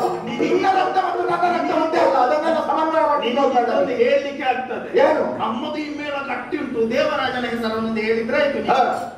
ನಮ್ಮದೇನು? ಏನು? ಹುಟ್ಟುವಾಗಲೂ ಕೂಡ ಕೆಂಪು, ಹಾ. ಮುಳುಗುವಾಗಲೂ ಕೂಡ ಕೆಂಪು. ಹಾ. ನಾವು ಹಾಗೆ ಹಾ. ಕಷ್ಟ ಬರಲಿ ಸುಖ ಬರಲಿ ಹಾ. ನಾವು ಬದಲಾಗುವಂತಹ ಜನವೆಲ್ಲ. ಹಾ. ನಿನ್ನ ವಿಷಯದಲ್ಲಿ ಕೂಡ ಹಾ. ಅಣ್ಣ ಏನು? ಹೋಗಿದ್ದೇನೆ ನಾನು ಕಿಷ್ಕಿಂದೆಗೆ. ಹಾ. ಅಂದವರೆಲ್ಲರೂ ಕೂಡ ನನ್ನನ್ನು ಕೇಳು. ಏನು ಕೇಳಿದ್ರು? ಸುಗ್ರೀವ ಏನಾಯ್ತು? ಹಾ. ಅಣ್ಣ ವಾಲಿ ಎಲ್ಲಿಗೆ ಹೋದ? ಹಾ. ಅವರಲ್ಲಿ ನಾನು ಏನು ಹೇಳುವುದು? ಅಣ್ಣ ಇದ್ದಾನ ಅಲ್ಲ ಸತ್ತಿದಾನ ಕಾಣೆಯಾಗಿದ್ದಾನ ಯಾವುದೇ ಅದೊಂದು ಹೇಳ್ತಾರಲ್ಲ ಕಿಂ ಕರ್ತವ್ಯ ಮೂಢನಾಗುವುದಿಲ್ಲ ಹಾಗೆ ಉಪವಾಸ ಕುಳಿತಂತಹ ನಾನು 47 ದಿವಸ ಉಪವಾಸ ಕುಳಿತಿದ್ದೇನೆ ನಿಜ. 48ನೇ ದಿವಸಕ್ಕೆಲ್ಲ ಅದನ್ನು ಉಪವಾಸ ಕುಳಿತುಕೊಳ್ಬಾರ್ದು, ಮತ್ತೆ ವರ್ಷ ವರ್ಷ ಉಪವಾಸ ಕುಳಿತುಕೊಳ್ಬೇಕಾಗ್ತದೆ. ನಿನ್ನಂತಹ ಪರಮ ಸ್ವಾರ್ಥಿ ಬೇರೆಲ್ಲೂ ಇಲ್ಲ. ಯಾಕೆ? ನಿನ್ನಂತಹ ಹುಚ್ಚನನ್ನು ಆ ಜಾಂಬವಾದಿಗಳು ಬಂದು ನಾನು ಕುಳಿತಂತಹ ಸಿಂಹಾಸನದಲ್ಲಿ ಕುಳಿತುಕೊಳ್ಳಿಸಿದ್ರಲ್ಲ ಅಣ್ಣಯ್ಯ. ಇಲ್ಲಿ ಯಾರಾದ್ರೂ ಕುಳಿತುಕೊಳ್ಳದಿದ್ದರೆ ಇಲ್ಲಿ ಯಾರ್ಯಾರು ಕುಳಿತರೆ ಆಗುವುದಿಲ್ಲ. ಯಾರ್ಯಾರು ಕುಳಿತರೆ ಆಗುವುದಿಲ್ಲ. ಯಾಕೆ? ಸುಗ್ರೀವ ಕುಳಿತುಕೊಳ್ಳುವುದಲ್ಲ, ಬಾಲಿಯ ತಮ್ಮನೆ ಕುಳಿತುಕೊಳ್ಬೇಕು. ರಾಜ್ಯ ಅರಾಜಕತೆ ಆಗ್ಬಾರ್ದು. ಈಗ ಇಲ್ಲಿ ಯಾರು ಇಲ್ಲದಿದ್ರೆ ರಾಜ ಆದೆ, ನೀನು ರಾಜ ಆದೆ, ಆಡಳಿತ ವ್ಯವಸ್ಥೆಯನ್ನು ಹಿಡಿದುಕೊಂಡೆ. ಹೌದು. ಆಗಲಾದರೂ ಅಣ್ಣ ಸತ್ತಿದ್ದಾನೆ, ಅಣ್ಣನನ್ನು ಕೊಂದವರು ಈಗ ಯಾವ ಜೀವ ನನ್ನ ಕುರಿತಾದಂತಹ ಪ್ರೀತಿ ವಾತ್ಸಲ್ಯ ಅದೆಲ್ಲ ಹೇಳ್ತಾ ಇದ್ದೇವೆ. ನಿಮಗೆ ಬರ್ತದೆ. ಹೌದು. ನೀನು ಬಂದು ಪ್ರತೀಕಾರವನ್ನು ತೀರಿಸಿದ್ಯೋ? ಇಲ್ಲ ಅಲ್ಲ, ಬರ್ಬೇಕಾದ ಅವಶ್ಯಕತೆ ಇಲ್ಲ. ಯಾಕೆ?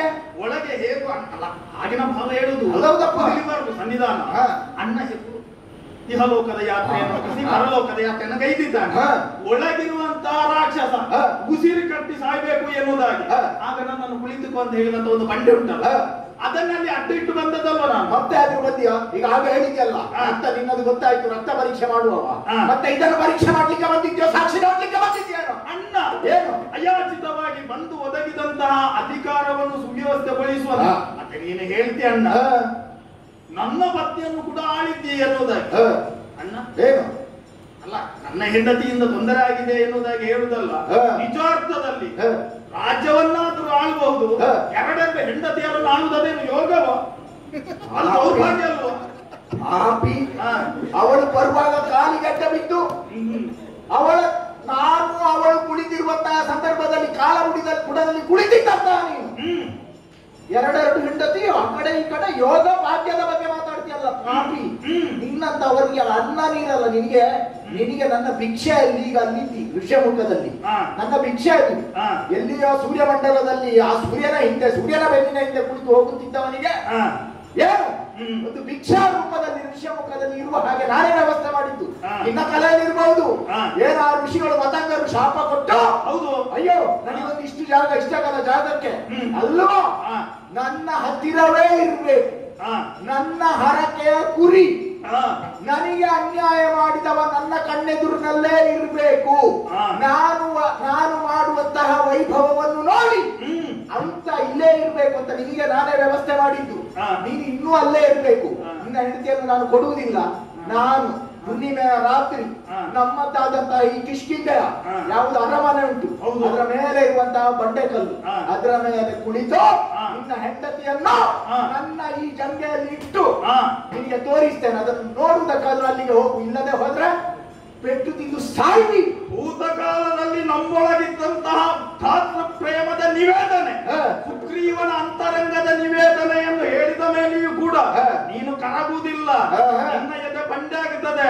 ಮೊದಲಿನಾಗೆ ಎನ್ನುವುದಾಗಿ ತಿಳಿದಿದ್ದೇನೆ.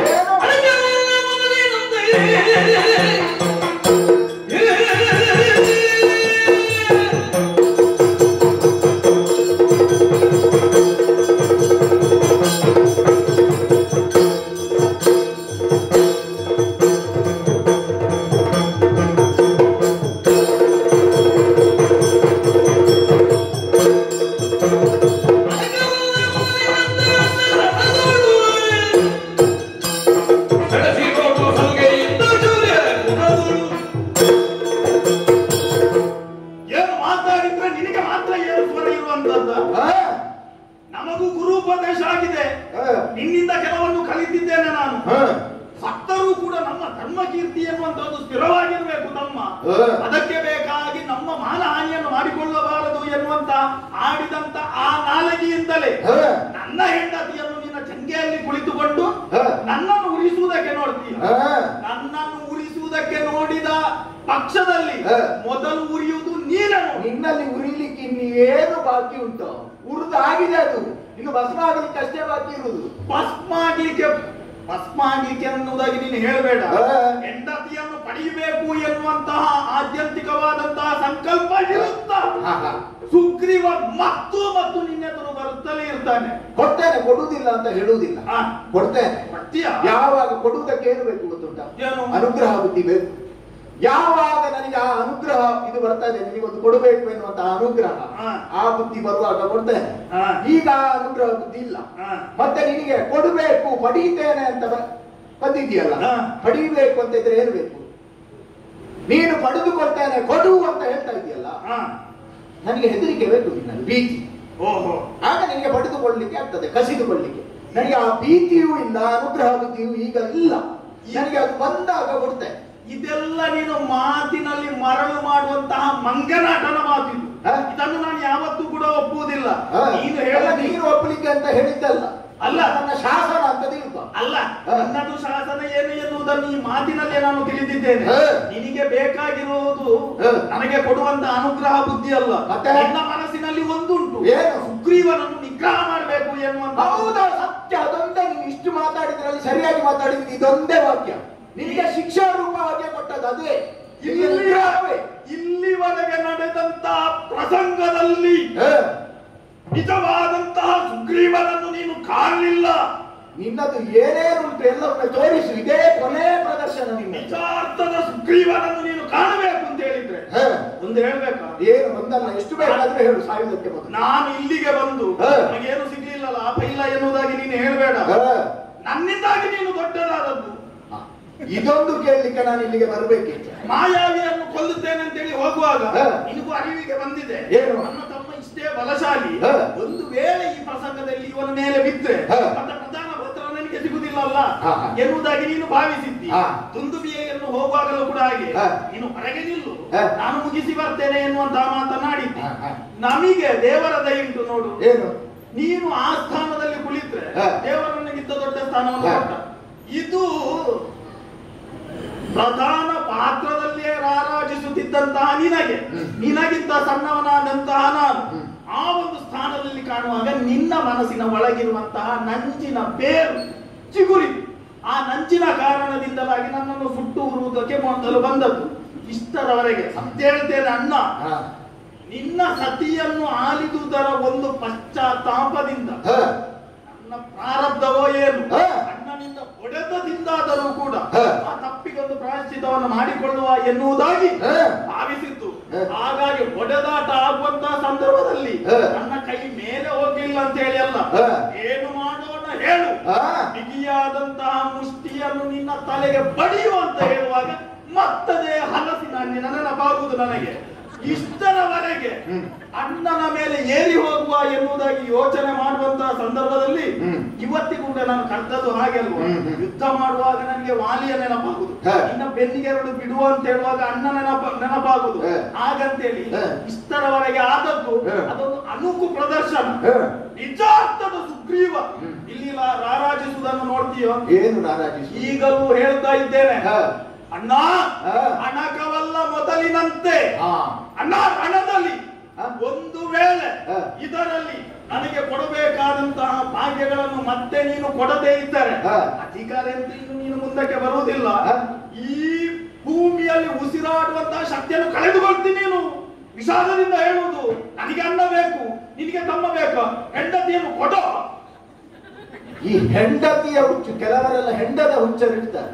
ವಾಲಿಯ ಎದುರು ಬರುವವರು ಒಂದು ಹೆಂಡ ಕುಡಿದು ಬರುವುದು, ಆಗ ಅವರಿಗೆ ಮತಿ ವೈಕಲ್ಯ ಆಗ್ತದೆ. ಏನು ಮಾತಾಡಬೇಕು ಏನು ಅಂತ ಇರುವುದಿಲ್ಲ. ಇವತ್ತು ಹಾಗೆಲ್ಲ ಬಂದವರಿಗೆ ಈಗ ಮಾಯಾವಿಗೆ ದುಂದುಬಿಗೆ ಆದಂತಹ ಪರಿಸ್ಥಿತಿ ಆಗಿದೆ. ಇವತ್ತು ಬಂದಿದ್ದೇನೆ. ಈಗ ಹೆಂಡತಿಯ ಹುಚ್ಚಿನಲ್ಲಿ ಬಂದವ ನೀನೊಬ್ಬ. ನಿನಗೆ ಹೆಂಡಲ್ಲಿ ಮತ್ತೆ ಆ ಆಶ್ರಮದಲ್ಲಿ ಅಂದ್ರೆ ಋಷ್ಯಮುಖದಲ್ಲಿ ಸಿಗಲಿಕ್ಕಿಲ್ಲ.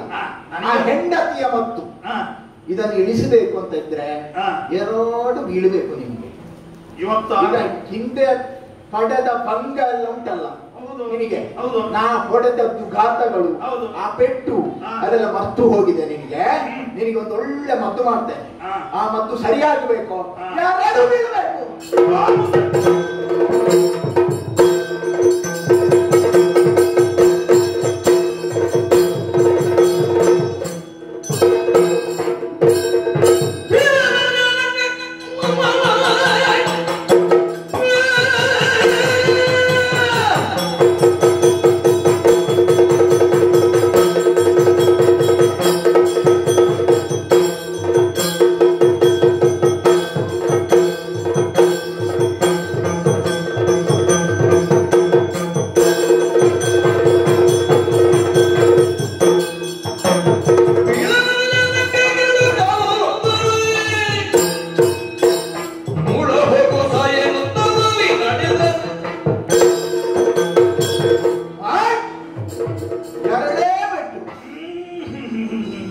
ತಲೆ ಕುರುಳಿದ್ದಾನೆ, ಹೊರಳಾಡ್ತಾ ಇದ್ದಾನೆ. ಅಯ್ಯೋ, ಇವರಿಗೆ ಏನು ಮಾಡುದು?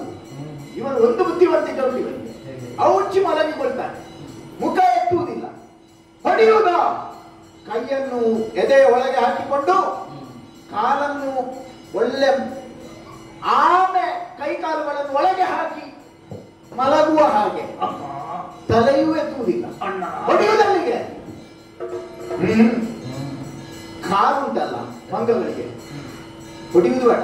ಈ ಬಿದ್ದವರಿಗೆಲ್ಲ ಕೈ ಮಾಡಬಾರ್ದು ಅಂತ ಹೇಳ್ತಾರೆ, ಹಾಗೆಂತ ಕಾಲು ಮಾಡಬಾರ್ದು ಅಂತ ಇಲ್ಲ ಅಲ್ಲ. ಹಾರಿ ಇವರ ಬೆನ್ನಿಗೆ ಬೆನ್ನು ಮೂಳೆ ಮುರಿಬಾರ್ದು, ಕೈಯೂ ಮುರಿಯುವುದಿಲ್ಲ, ಕಾಲು ಮುರಿಯುವುದಿಲ್ಲ. ಮೊದಲೇ ಹಲಸಿನ ಹಣ್ಣು ತಿನ್ನಬೇಕು ಅಂತ ಉಂಟು.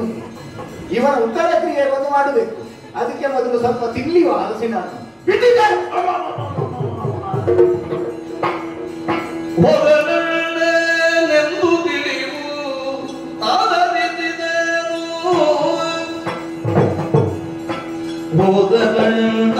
ಹೋದನೆಂದು ತಿಳಿವು ತಾದರಿಸಿದೆನು. ಹೋದನು ಹೋದನೆಂದರಾಧಿಪತಿ ಮೂದಲಿಸಿದೆನು. ಹೋದನೆಂದು ತಿಳಿವು ತಾದರಿಸಿದೆನು.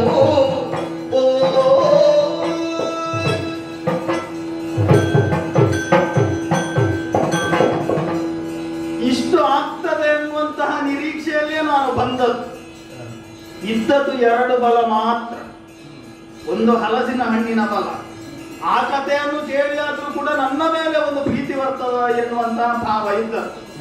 ಮತ್ತೆ ಇನ್ನೊಂದು, ನಮಗೆ ಮೇಲಿನವರದೊಂದು ಅಭಯ ಸಿಕ್ಕಿದಲ್ಲ, ಹಾಗಾಗಿ ಈ ಸಾರಿ ನಾನು ಕೆಳಗೆ ಬೀಳುವುದಿಲ್ಲ, ಮೇಲೆ ಬೀಳ್ತೇನೆ ಎನ್ನುವುದಾಗಿ ನಾನು ಬಂದದ್ದು. ಆಡುವಂತಹ ಕಾಲಕ್ಕೆ ಆಡಿದ್ರಲ್ವ ಅವರು. ಏಕೇನ ಶರೇಣ ಅನಿಶ್ಯಾನಿ ವಾಲಿನಂ ತವ ಭಾರ್ಯಾಪಹಾರಿಣಂ. ಮಹಾವಿಷ್ಣುವಿನಂತೆ ನಿನ್ನನ್ನು ಪಾಲಿಸ್ತೇನೆ ಹರಿಯಂತೆ. ನಿನ್ನ ಎದುರಾಗಿ ಬಂದಂತಹ ನಿನ್ನ ವಿರೋಧಿಯಾದಂತಹ ವಾಲಿಯನ್ನು ನಾಶ ಮಾಡ್ತೇನೆ. ಹೇಗೆ? ಪರಶಿವನಾಗಿ ಹರಿಯಂತೆ ಪಾಲಿಸಿ ಈಶನಂತೆ ಅವನನ್ನು ಕೊಲ್ಲುತ್ತೇನೆ ಎನ್ನುವುದಾಗಿ ಆಡಿದಂತಹ ನಮ್ಮ ಹರೀಶನೆಯಲ್ಲಿದ್ದಾರೆ ಅಂತೇಳಿ ಈಗ ನೋಡ್ಬೇಕು. ಒಂದು ಎರಡು ಮಾತು ಅವರಲ್ಲಿ ಆಡ್ಬೇಕು. ಓ ಅಣ್ಣ, ಇಲ್ಲೇ ಇದ್ದೇನಲ್ಲ ವಿಶ್ವಣ್ಣ, ಎರಡು ಮಾತಾಡ್ಲಿಕ್ಕೆ ಉಂಟು. ವಿಶ್ವನಾಯಕ ನಿನ್ನ ವಾಕ್ಯವ ಓ ವಿಶ್ವನಾಯಕ,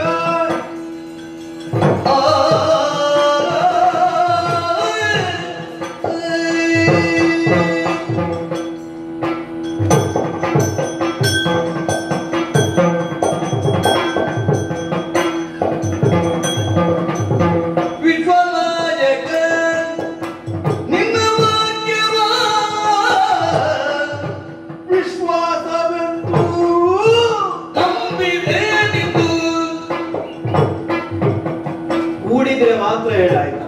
ಬಿಡುವುದಿಲ್ಲ, ಮನಸ್ಸುಂಟು. ಎಲ್ಲ ವೈರಿಯ ಮುಂದೆ ನಿಲ್ಲದೆ ಕಣ್ಣಲ್ಲಿ ಕಣ್ಣದೆ ಚಂದವಾಗಿ, ಕಣ್ಣಲ್ಲಿ ಕಣ್ಣದೆ ಚಂದವಾಗಿ ಇನ್ನು ಸಾಕಯ್ಯ ನಿನ್ನ ತಳ್ಳಿಯು ಮಂಗಲಾಧಿಪ ಮಂಜುಳಾಗರ.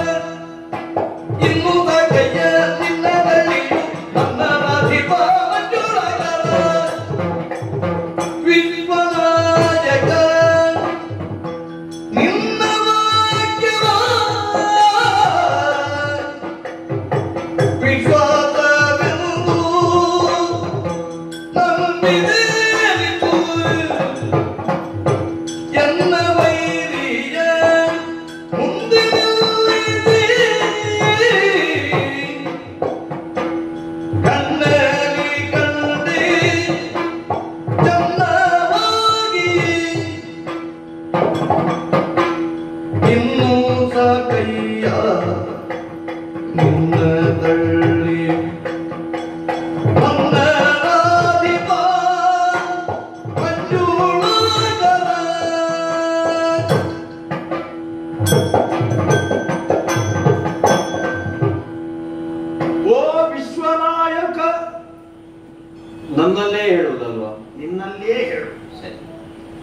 ಸುಗ್ರೀವನ ಅಂತರಂಗವನ್ನು ತೋಡಿಕೊಡಬೇಕು ಎನ್ನುವಂತ ಮನಸ್ಸುಂಟು.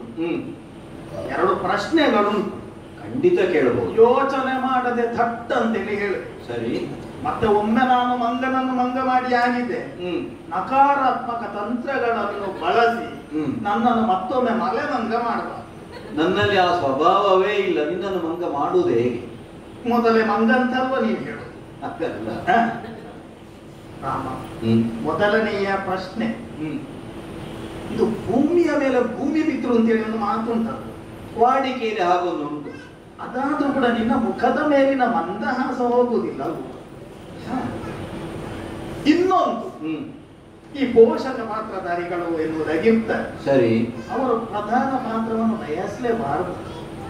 ಹಾಗೆ ಯಾರು ಹೇಳಲಿಲ್ಲ. ಅವರಿಗೆ ಅರ್ಹತೆ ಉಂಟು ಅಂತ ಆದ್ರೆ ಪ್ರಧಾನ ಪಾತ್ರ ಸಿಗ್ತದೆ ಅವರಿಗೆ. ಒಬ್ಬ ಹೇಳ್ತಾನೆ, ಈ ಸಾರಿ ನಿಮ್ಮದೇ ಒಂದು ದೊಡ್ಡ ಪಾತ್ರ, ನಾವಿದ್ದೇವೆ, ನಿಮಗೆ ಶೈಲಿ ಬೇಕು, ನಿಮ್ಗೆ ವಿಷಯ ಬೇಕು, ನಿಮ್ಗೆ ಮೂಲ ಬೇಕು, ಹೋಗಿ ಹೋಗಿ ಅವನೆದ್ರು ಮಾತಾಡಿ ಎನ್ನುವುದಾಗಿ ಹೇಳ್ತಾರೆ. ಮಾತಾಡಿದ ಮೇಲೆ ಸೋಲ್ತೇವೆ ಬಿಡು, ಸರಿ, ಸೋತ ಮೇಲೆ ಒಂದು ಅನುಕಂಪವನ್ನಾದ್ರೂ ಹೇಳಬೇಕಲ್ವ? ಬೇಕಲ್ಲ. ಈಗ ನನ್ನ ಜೀವನದಲ್ಲಿ ಆದದ್ದು ಹೀಗೆ ಅಲ್ವಾ? ಅಲ್ಲ, ನಿನಗೇನಾಯ್ತಪ್ಪ? ಹೋಗುವಂತಹ ಕಾಲದಲ್ಲಿ ನಮ್ಮಲ್ಲಿ ಒಂದು ಮಾಡಿಕೊಂಡು ಬಾಯಿಗೆ ನೀರು ಬಿಟ್ಟ ಹಾಗೆ ಹೇಳಿದ್ದೇನೆ ನಾನು. ನನ್ನಿಂದ ಇದೆಲ್ಲ ಆಗ್ಲಿಕ್ಕಿಲ್ಲ, ನಾನು ಸಹಕಂಠನಾಗಿ ಇರ್ತೇನೆ, ನನಗೆ ಈ ದೊಡ್ಡ ದೊಡ್ಡ ಪಾತ್ರಗಳೆಲ್ಲ ಬೇಡ ಎನ್ನುವುದಾಗಿ ನಿನ್ನನ್ನೆಲ್ಲ ನಾನು ಹೇಳುವುದದ್ದು. ಹಾಗೆ ಅಂತ ಈ ಮೊದಲು ಕೆಲವು ಸಲ ಮಾಡಿದ್ದೇನೆ ಅಂತ ಹೇಳಿದೆ ನೀನು.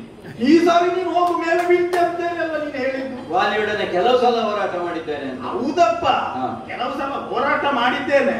ಪರಿಣಾಮ ಏನಾಗಿದೆ ಎನ್ನುವುದಾಗಿ ಸಂವಿಧಾನದಲ್ಲಿ ಹೇಳಿ ಅಲ್ವಾ ನಾನು ಹೋದದ್ದು. ಅದು ಹೌದಪ್ಪ. ನಮ್ಮ ಸನ್ನಿಧಾನದಿಂದ ಬಂದದ್ದು ಹೇಗೆ?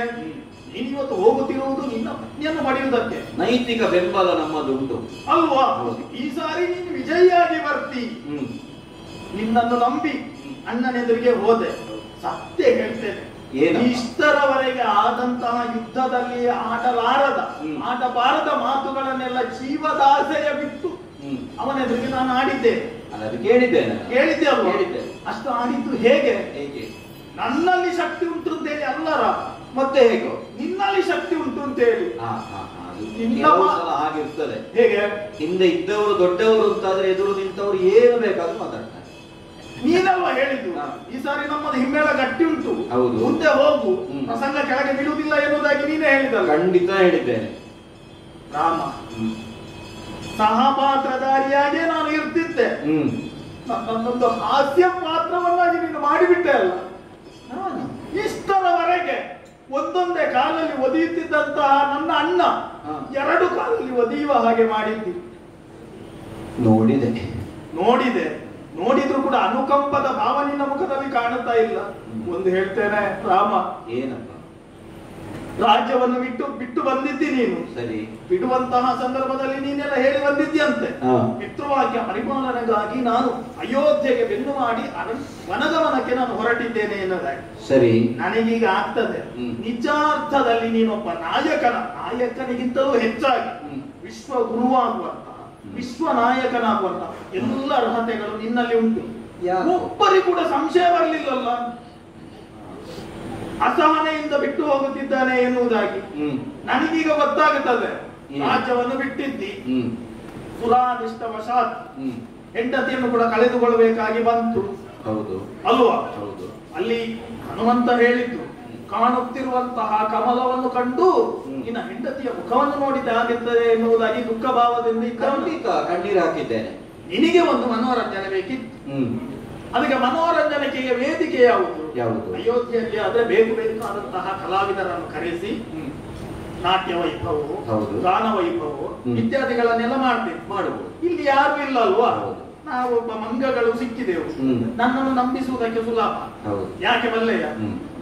ಎಲ್ಲಿ ಜೀವನದ ಮೇಲಿನ ನಂಬಿಕೆಯನ್ನೇ ಕಳೆದುಕೊಂಡಂತಹ ನನಗೆ ಅದೆಲ್ಲ ನಿನ್ನಂತ ದೊಡ್ಡ ದೊಡ್ಡ ಕಲಿತವನ್ನೆಲ್ಲ ನಮಗೆ ಹೇಳ್ತಾರೆ. ಇದು ನೀನು ಗಾನ ವೈಭವಕ್ಕೆ ಹೋಗುವುದಿಲ್ಲ ಕಾಣ್ತದೆ. ಯಾಕೆ? ಅಲ್ಲ ಹೇಳಿದ್ದು ನಾನು ಅಲ್ಲ, ನಾನಿವತ್ತು ಆಡುತ್ತಿರುವುದು ಕೇಳು ನೀನು. ನನ್ನದು ಗಾನ ವೈಭವ ಇದ್ರೂ ಕೂಡ ಶೋಕಗೀತೆ ಇತ್ತು ಹೊರತಾಗಿ ಗೊತ್ತಾಯ್ತು, ಮೋಹನರಾಗಿ ಇರ್ಲಿಕ್ಕೇ ಇಲ್ಲ.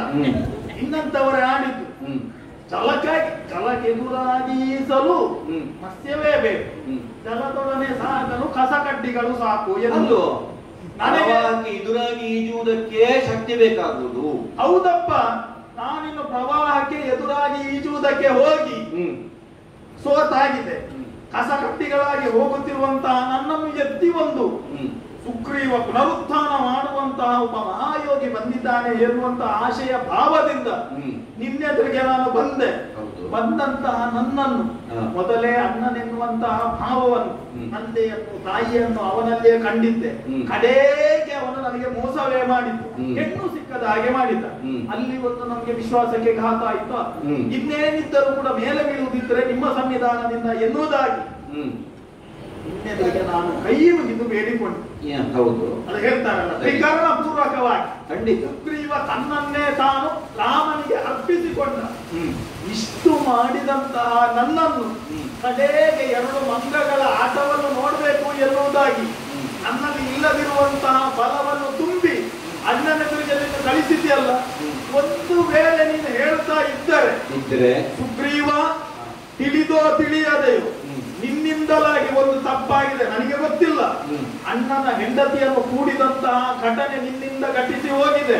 ಇದಕ್ಕೆ ನಿನಗೆ ಬೇಕಾದಂತಹ ದಂಡನೆ ಆಗಬೇಕು ಎನ್ನುವುದಾಗಿ ಒಂದು ಮಾತನ್ನು ಹೇಳುತ್ತಿದ್ದಾರೆ ರಾಮ.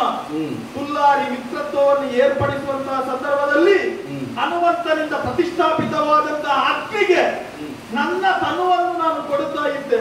ಇಷ್ಟೆಲ್ಲ ಮಾಡಬೇಕಿತ್ತ ನಂಬಿಕೆಯ ಮೇಲೆ ಒಮ್ಮೆ ಖಾಸಿ ಆದ್ರೆ ಮತ್ತೆ ಯಾರನ್ನು ಕೂಡ ನಂಬುವುದಕ್ಕೆ ಸಾಧ್ಯವಾಗುವುದಿಲ್ಲ ರಾಮ.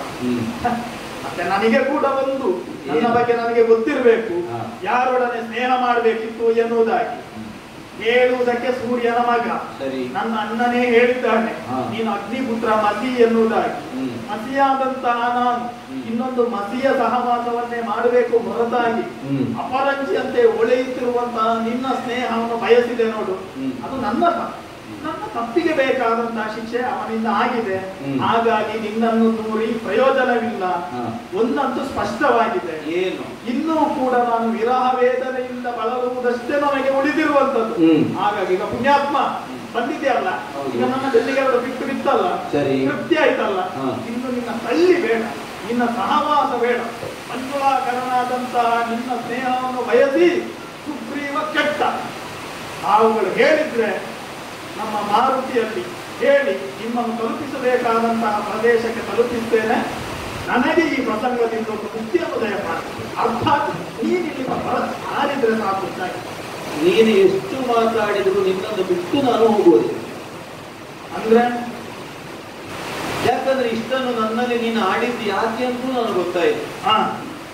ಧೈರ್ಯವನ್ನು ಕಳ್ಕೊಂಡಿದ್ದೇನೆ. ನೀನು ತಾಳ್ಬೇಕಾ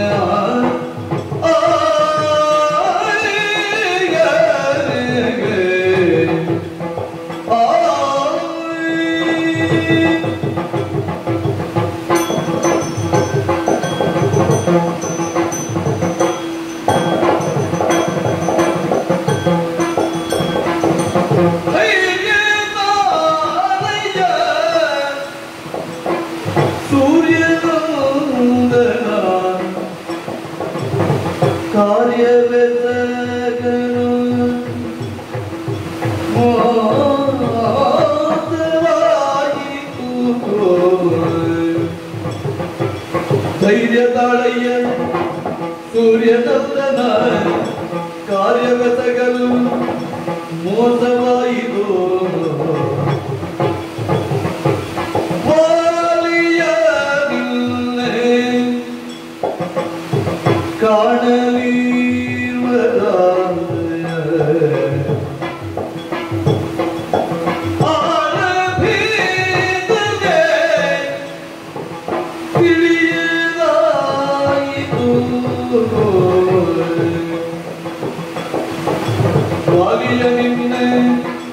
ಕಾಣಲಿವರ ಆಳದಿರಲಿ ತಿಳಿಯದಾಯಿತು.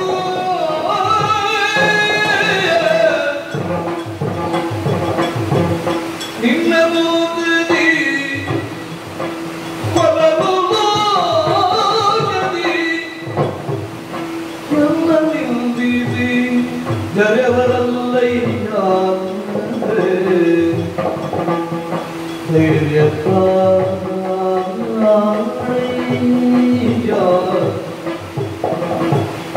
ಸೂರ್ಯನ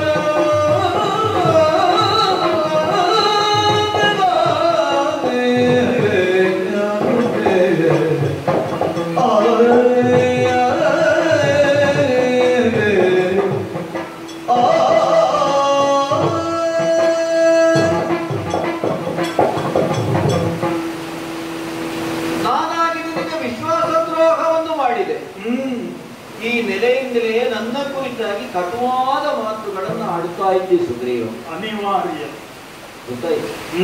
ಯಾಕಂದ್ರೆ ಈ ಮೊದಲು ಕೆಲವು ಬಾರಿ ನನ್ನ ಅಣ್ಣನಾದ ವಾಲಿಯೊಡನೆ ಹೋರಾಟವನ್ನು ಮಾಡಿದವ ನಾನು ಅಂತ ನೀನು ಹೇಳಿದ್ದು. ಹೌದು. ಆ ಹೋರಾಟಗಳಲ್ಲೂ ನೀನು ಸೋತವನೇ. ಹೌದಪ್ಪ. ಆ ಹೊತ್ತಿಗೆ ಬಂದು ಹೇಳುವುದಕ್ಕೆ ಯಾರು ಇರಲಿಲ್ಲ. ಈಗ ಕೇವಲ ನಿಮ್ಮಿಬ್ಬರ ಹೋರಾಟವನ್ನು ನೋಡುವುದೇ ನನ್ನ ಅಪೇಕ್ಷೆ ಆಗಿರ್ತಿದ್ರೆ ಅದು ಮುಗಿದಲ್ಲಿಗೆ ನಾನು ಮರಳಿ ಹೋಗಬೇಕಿತ್ತು. ಆದ್ರೆ ಹಾಗಲ್ಲ. ಮತ್ತೆ ನಿನ್ನ ಅಣ್ಣನ ಕೈಯಿಂದ ಘಾತವನ್ನು ಪಡೆದು ನೀನು ಮರಳಿ ಬರುವಾಗಲೂ ನಾನಿಲ್ಲಿ ನಿಂತಿದ್ದೇನೆ ಅನ್ನುವುದೇ ನನ್ನದಾದ ಒಂದು ಅಸಹಾಯಕತೆಯನ್ನು ಸೂಚಿಸುವುದಿರೋದು ಬೇಗ. ಆಲೋಚನೆ ಮಾಡೋದು ಎಲ್ಲವನ್ನು ನೀನು ಹೇಳಿ, ಆದ್ರೆ ಮುಖ್ಯವಾಗಿ ಹೇಳಬೇಕಾದ ವಿಷಯವನ್ನು ಹೇಳಿ. ಯಾವುದು? ನಾನು ಹಲಸಿನ ಹಣ್ಣಿದ್ದೆಲ್ಲ ಕಥೆಯನ್ನೆಲ್ಲ ಹೇಳಿದ್ದೇನೆ. ನಿನಗೆ ನೆನಪಿರುವುದನ್ನು ಒಂದೇ. ಹೌದು. ಆದ್ರೆ ಉಳಿದ ಪ್ರಕರಣಗಳೇನುಂಟು. ಈಗ ನಿನ್ನಲ್ಲಿ ನಾನು ಹೇಳಿದ್ದಾಗಲಿ ನನ್ನಲ್ಲಿ ನೀನು ಹೇಳಿದ್ದಾಗಲಿ ಹೇಗೆ ನ್ಯಾಯವನ್ನು ಈಕ್ಷಿಸಿ ಸಲಹೆ. ಹೌದಾ? ಹೌದಪ್ಪ. ಹಾಗಾದ್ರೆ ನಿಮ್ಮಿಬ್ಬರ ನ್ಯಾಯ ಏನು ಅನ್ನುವುದನ್ನು ಏಕಮುಖವಾಗಿ ನಿನ್ನಿಂದ ನಾನು ಕೇಳಿದ್ದೆ. ಹೌದು. ವಾಲಿಯ ನನ್ನ ಮುಂದೆ ಬಂದು ಹೇಳಿದನೋ ಇಲ್ಲ ಅಥವಾ ವಾಲಿಯ ಬಳಿಗೆ ನಾನಾಗಿ ಹೋಗುವ ಸಾಧ್ಯತೆ ಉಂಟಾ? ಇಲ್ಲ ಇಲ್ಲ. ಹಾಗಾಗಿ ನೀವಿಬ್ಬರು ಮೊದಲಾಗಿ ಸಂಭಾಷಣೆ ಮಾಡುವ ಕಾಲದಲ್ಲಿ ಅವನು ಏನೇ ಹೇಳ್ತಾನೆ, ಪ್ರತಿಯಾಗಿ ನೀನು ಏನು ಹೇಳುತ್ತಿ, ಇದೆಲ್ಲವನ್ನು ನಾನು ಕೇಳಿದ್ದಿ. ಆದರೆ ಅವನನ್ನು ವಧಿಸುವಲ್ಲಿ ಅಥವಾ ಅವನಿಗೆ ಶಿಕ್ಷೆ ಕೊಡುವಲ್ಲಿ ಮೋಸವಾದದ್ದು ಯಾವುದು ಗೊತ್ತಾ? ಅದೇ ತೊಡಕಾದದ್ದು ಏನು? ಒಂದೇ ಒಂದು ವಿಷಯ. ಯಾವುದು? ನೀವು ಕಾಮರೂಪಿಗಳು ಅಂತ. ಹೌದು. ಬೇಕಾದಾಗ ಬಯಸಿದ ರೂಪವನ್ನು ಪಡೆಯುವುದಕ್ಕೆ ಸಾಧ್ಯತೆ ಉಂಟಲ್ಲ. ದೈವದತ್ತವಾಗಿ ಬಂದದ್ದು. ನನ್ನ ಮುಂಭಾಗದಲ್ಲಿ ಆಂಜನೇಯ ಕಾಣಿಸಿಕೊಂಡದ್ದು ಬಾಲಬ್ರಹ್ಮಚಾರಿಯಾಗಿ ಒಟುವಿನ ರೂಪದಲ್ಲಿ. ಆಮೇಲೆ ಅವನು ನಿಜವಾಗಿ ಆಂಜನೇಯನೇ ಆಗಿ ನಮ್ಮಿಬ್ಬರನ್ನು ತನ್ನ ಹೆಗಲಲ್ಲಿ ಏರಿಸಿಕೊಂಡು ಋಷಮುಖ ಪರ್ವತದಲ್ಲಿ ನಿನ್ನ ಮುಂಭಾಗಕ್ಕೆ ತಂದು ಇರಿಸಿದಾಗ ನೀನು ಕಪಿಯಾಗಿ ಬಂದದ್ದಲ್ಲ, ನೀನು ಮನುಷ್ಯ ರೂಪದಿಂದ ಬಂದೆ. ಸತ್ಯ. ಹೌದಾ? ಹೌದು. ಹೋರಾಟಕ್ಕೆ ಹೋಗುವಲ್ಲಿವರೆಗೂ ನಿನ್ನ ರೂಪ ಮನುಷ್ಯ ರೂಪವೇ ಆಗಿತ್ತು. ನಮ್ಮಂತೆ ಮಾತನಾಡಿದ, ನಮ್ಮಂತೆ ವ್ಯವಹಾರ ಇತ್ತು. ಸರಿ. ಅದೇ ನೀನು ವಾಲಿಯೊಡನೆ ಯುದ್ಧಕ್ಕೆ ಹೋಗುವಾಗ ಇದ್ದಕ್ಕಿದ್ದಂತೆ ವಾನರ ರೂಪದಿಂದ ಹೋದೆ. ಹೌದಪ್ಪ. ಇಂಥದ್ದು ಹೌದಪ್ಪ ಅಲ್ಲ, ಅದು ಸಹಜ ಅಲ್ವಾ? ಅಣ್ಣ ಹಾಗೆ ಬರುವಾಗ ನಾನು ಹೀಗೆ ಹೋಗ್ಲಿಕ್ಕೆ ಆಗ್ತದ? ಅದುವೇ ನನಗೆ ಮೋಸ ಆದ್ದು. ಒಂದು ತೊಡಕಿಗೆ ಒಂದು ಅದಕ್ಕೆಂತ ಇದು ಬೇಡ. ಗೊತ್ತಾಯ್ತು. ಅದರಲ್ಲಿ ಬೇರೆ ಯಾವ ಶಬ್ದ ಸಿಗದಿದ್ರೆ ಹಾಗೆ ಹೇಳು. ಹೌದಪ್ಪ. ವಾಲಿಯೊಡನೆ ಹೋರಾಟ ಅಂದ್ರೆ ನಿನ್ನ ಅಣ್ಣನೊಡನೆ. ಹೌದು. ಸಹಜವಾದಂತಹ ಸ್ವಭಾವ ಬರಲೇಬೇಕು. ನಾನು ನನ್ನ ಕಾರ್ಯವನ್ನು ಪೂರೈಸುವುದಕ್ಕೆ ಅದುವೇ ನನಗೆ ತೊಡಕಾಯಿತು ಅಂತ. ಅಂದ್ರೆ ನನಗೆ ಅರ್ಥ ಆಗಲಿಲ್ಲ. ನೀನು ವಾಲಿಯ ಬಗ್ಗೆ ಅಷ್ಟೇ ಹೇಳಿದ್ದಿ. ಸಮುದ್ರ ಮಥನ. ಹೌದು. 99 ಕೋಟಿ ಮಾಡುವ ಕೆಲಸವನ್ನು ಇವನು ಒಬ್ಬನೇ ಮಾಡಿದ್ದಾನೆ. ಆ ರಾವಣನನ್ನೇ ತನ್ನ ಕಂಕುಳಲ್ಲಿ ಅವರಿಸಿಕೊಂಡು ತೊಟ್ಟಿಲ ಬಳ್ಳಿಯಲ್ಲಿ ಕಟ್ಟಿದ್ದಾನೆ. ಇದೆಲ್ಲ ನೀನೇ ಅಲ್ವಾ? ತೊಟ್ಟಿಲ ಬಳ್ಳಿಗೆ ಕಟ್ಟಿದ್ದೆಲ್ಲ ಹೇಳಿದ್ದೇನೆ. ಹೌದಾ? ಇದೆಲ್ಲವನ್ನು ಕೇಳಿದಂತಹ ನಾನು ನನ್ನ ಮನಸ್ಸಿನಲ್ಲಿ ಒಂದು ರೂಪಕಲ್ಪನೆಯನ್ನು ಮಾಡಿದ್ದೆ. ವಾಲಿ ಅಂದ್ರೆ ಹೀಗಿರಬಹುದು, ಹೀಗಿರಬಹುದು. ಅವನ ಅಜಾನುಬಾಹು ಅಥವಾ ಅದ್ಭುತವಾದಂತಹ ಒಂದು ಶರೀರವನ್ನು ಹೊಂದಿದವನಿರಬೇಕು. ಆದ್ರೆ ನೀವಿಬ್ರು ಹೋರಾಟ ಮಾಡುವಾಗ ವಾಲಿ ಯಾರು ಸುಗ್ರೀವಾದ ಅಂತ ಗೊತ್ತಾಗಿದೆ. ಹೌದಾ? ವಾಲಿಯ ನಿನ್ನ ಆಳ ಭೇದವೇ ತಿಳಿಯದಾಯಿತು.